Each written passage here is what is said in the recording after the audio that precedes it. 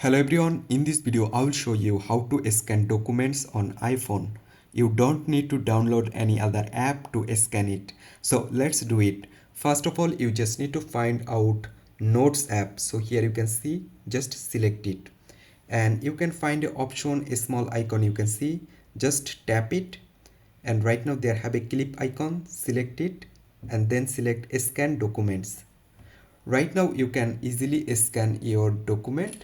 So after a scan, just select this icon and right now you can save or you can share this document with a social media app or mail. So right now I just select this icon, and right now if you just see all other social media app as well as Gmail on here, you can share this document with other people. So this is very easy to scan a document with your iPhone. So I hope you can understand. Thanks for watching this video.